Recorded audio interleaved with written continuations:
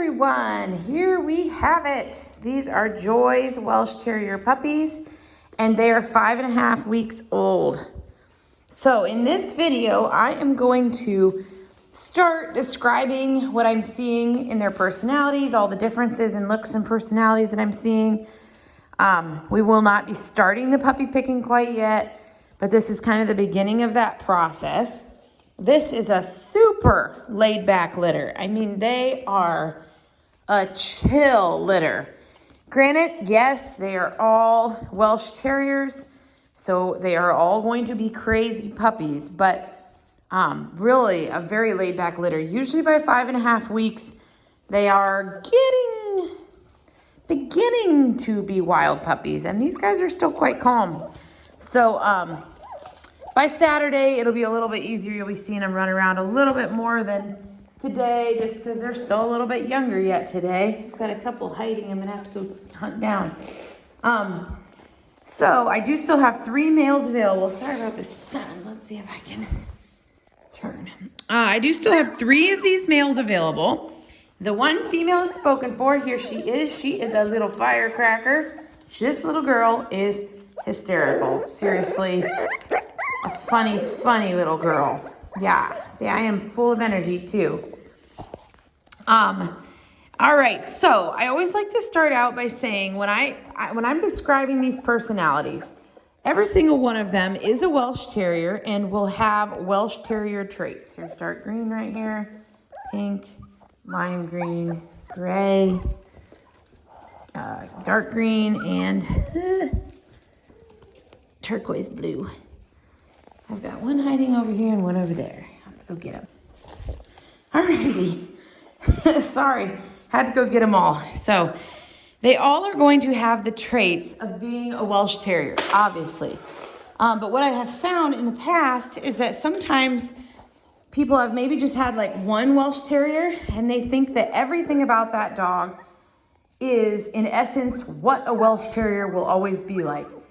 And obviously there's going to be a lot of shared things between Welsh Terriers, but they also each have their own very individual personalities. So your previous Welsh Terrier was a Welsh and also had his or her own personality. So I just always try to clarify that, to keep that in mind, that I feel like sometimes people have this perfect vision of exactly what their previous dog was, and you are not going to be able to mimic that. That was that own dog's personality. There's a lot of similarities in general in like certain personalities, but just like people, everybody has their own personality. And we're doing our best here to guess it for you, and we've gotten pretty good at it. A lot of experience with puppies, a lot of years seeing how they turn out. So what I always do, I describe the puppies from most energetic and outgoing to least energetic and outgoing. Why does this matter, you ask? I have found that, so I'm trying to get them to back up a little bit. There we go. No, they just want me. That's okay. That's okay. I have found that the more energetic and outgoing puppies, as adults, continue to be more energetic and outgoing, more independent, sometimes alpha. Just that is kind of just the gist of their personality.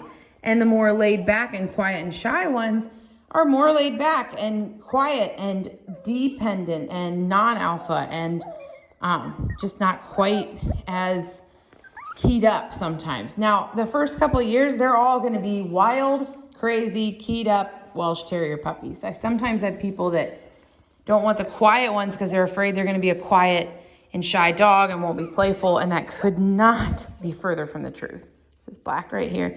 So that's, I guess, why I'm describing it this way. These guys are all really, as you can see, with my really ugly clunky shoes that are so warm, they're all extremely loving, very people-oriented, a very, very laid-back litter. I'm thrilled with this quiet litter. Again, Welsh Terrier quiet. We really try hard to breed even-tempered litters, and this is really a great one.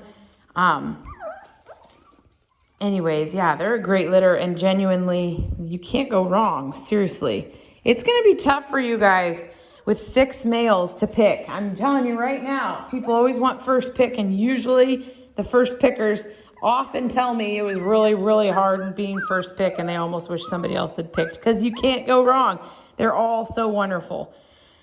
All right, let's see. Is that my beginning? Am I missing anything else? So, what was that noise?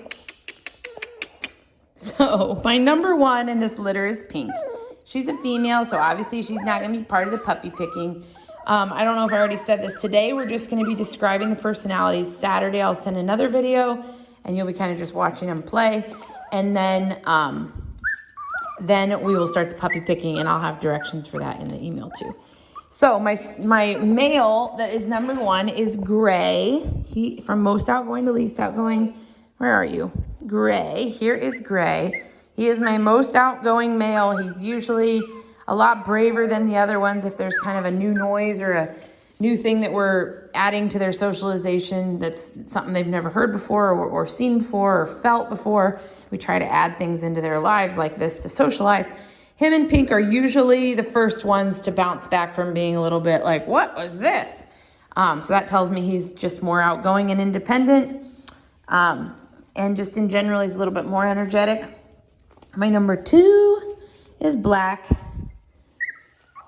Oh yeah, this always happens on the videos. They just act opposite because they can hear and understand me, and then they try to pretend they're not that way. No, this is Black. Oh, we need to trim your nails again. You would not believe how fast their nails grow. It's insane. I could clip their nails every single week, which we do a lot of times. Sorry, I digress. So Gray was number 1. Black was number 2. He's usually, like I said, when I'm introducing new things, he's usually about the 3rd one. It's usually Pink, then Gray, then Black that come and check things out. They all love people, so sometimes the more independent ones are kind of like, if you're here, great, if not. But so at this point, they're all really, really snuggly and want to be in my lap. So number 3, boy, I have been mowing. No, thinking hard on what I want to say as my number 3 because I feel like I keep changing my mind. I always do this in the middle, kind of. Stick with my gut.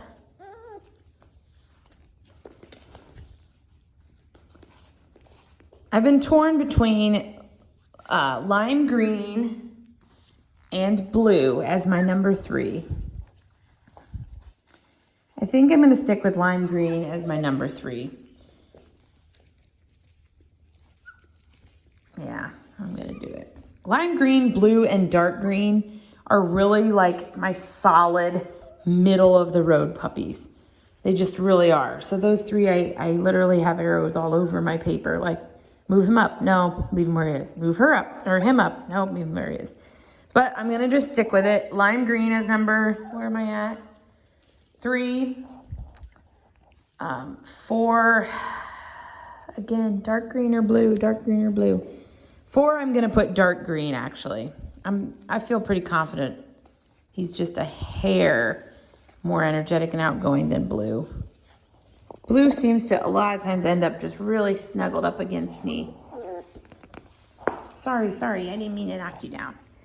And then we have Checkers.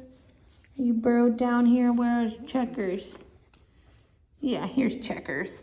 Checkered is my quiet one. Yeah, kind of takes him a little while to come out of his shell. Something new kind of scares him for a little bit. Now, when I say the word scared or timid, people always take those words as like, I don't know, buzzwords or they're scary words. I'm just trying to explain their personalities to you. So it's hard to do that. I'm just kind of, that's why I like the ranking system, because it kind of just, I think people gives you a general more idea. Checkers is not a scaredy cat. He will not be a terrified little doggy. They're all very well socialized and played with and will be wild, playful, fun, energetic puppies. If anything that I keep reiterating, it's that, because it's just a common thing when I'm ranking puppies and stuff, people just get worried about that. And I promise you, this is such a great litter. And I say this sometimes in litters, but I do not say it in all the litters. This is a great litter. And there's some variation, but like, man, they're just a great litter. You can't go wrong. So those are the personalities. We have pink as number 1, female, and I'd say overall gray, number 1, black, number 2, lime green male, number 3, dark green male, number 4, blue male, number 5, and checkers as number 6. So then the other thing I try to point out in these videos, is size, which size in a Welsh Terrier doesn't make that big of a difference. Like in an Airedale, size can vary by 20 pounds. In a Welsh, we're looking at 3 pounds, maybe 5 if it's a drastic difference. So from, let's see, let's go smallest to largest. Pink is my smallest. She's just so petite. And then, so here's pink. And then I would say gray is next. Here's gray. And blue would be next. You getting sleepy, Blue? And let's see here. Probably black and lime green. And then dark green. Did I say everybody? Nobody's really that much more massive. Pink's a little bit smaller and petite, but overall nobody's that much bigger. I would say they're all going to end up in the 20-pound average. Pink could be 18 or 19 maybe, but in general, nobody's, it really just doesn't vary that much, it seems like, in Welshes. The other thing people like to pay attention to is coloring. This is size and coloring are very difficult to predict at this age. Welshes get that adult wiry hair at like 6 to 9 months, and that's when their black recedes to a saddle on their back. Oh, honey, you can't be diving off my leg. You okay? Careful. That scare you a little?